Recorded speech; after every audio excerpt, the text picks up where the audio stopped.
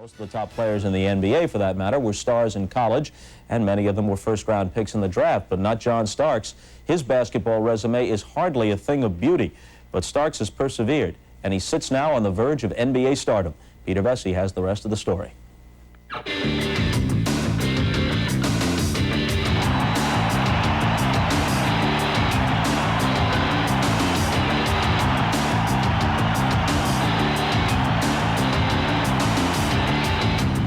Everybody who likes your game says they like it because you're crazy. Everybody who dislikes your game say they dislike it because you're crazy. Well, yeah, I'm in a no-win situation, I guess, you know. Or a can't-lose situation. Yeah, a can't-lose situation, that's true. You know, I try not to concern myself whether or not that people like my game or not. You know, I just try to go out there and just play. But the inability to concentrate has plagued John Starks throughout his career. Erratic behavior, questionable shot selection, and a propensity for the absurd have been his trademarks. Perhaps the defining moment came in the first round when he lit a fire under the Pacers by headbutting Reggie Miller. I was in the wrong, no question I was in the wrong. It cost us the game. You know, that's when I really felt that the importance of me out there on the court. What's the difference gonna make in winning or losing? And that, you know, situation, even though it shouldn't have happened, you know, but it helped me learn from it. And I think it made me a much better player. John Starks learned the game of basketball in talent-rich Tulsa. He left his high school team 3 games into his senior year. It was back to the playgrounds. Then 1 semester at Rogers State, 1 semester at Northern Oklahoma. But there were no scholarships. Starks left and took a job bagging groceries. I always work hard, and whatever I did, I tried to take pride in doing it. And I was the best you know, baggage, you know, person there. So. Any flagrant fouls? No. No. Starks returned to school a year later and excelled at Oklahoma Junior College. The following season, he got his chance at Division I and averaged over 15 points for the Oklahoma State Cowboys. He doesn't appear to be fazed by an obstacle because he's had to overcome so many that he sees each situation as a challenge, and it's something that he's going to work very hard to overcome. Starks saw little playing time with Golden State and was released. Undaunted, his next stop was Cedar Rapids of the CBA, then Memphis of the World Basketball League. Always trying to silence his critics. I just think John has more upside even than he's shown this year because he's so committed to being a great player. And I love guys, Pete, who have something to prove.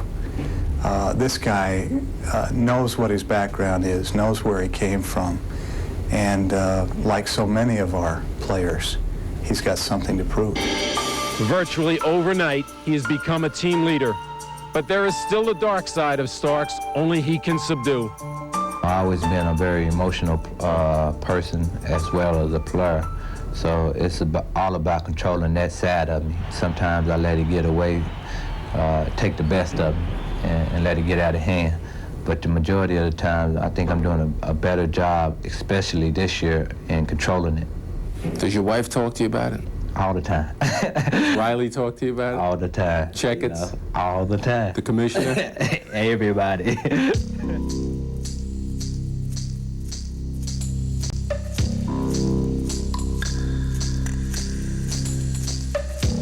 That was like Jordan on Jordan.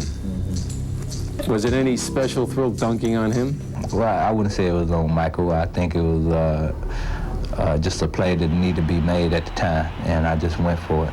John, explain to me how a guy who's not made it so many times as you have, who's faced so much adversity, would have no fear of failure.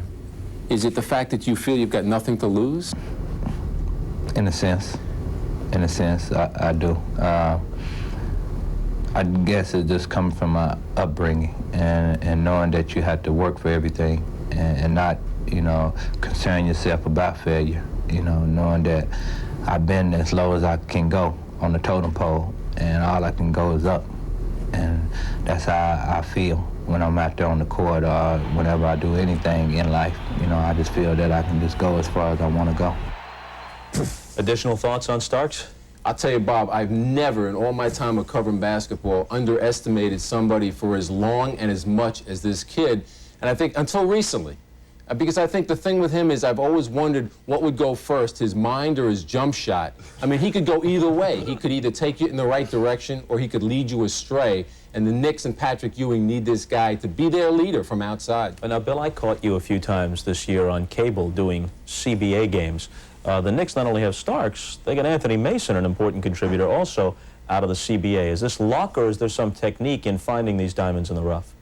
There's lots of guys like Mason and Starks out there. I think the key is Riley and the job he's done in teaching them responsibility, discipline, how hard to work, and most importantly, maturity. This has all come together for these guys right now. Starks in a fabulous position. It's all on his shoulders. Today, we find out just how good Starks, Mason, and the rest of the Knicks are. But what I like about this is a chance for the country to see a young man grow up.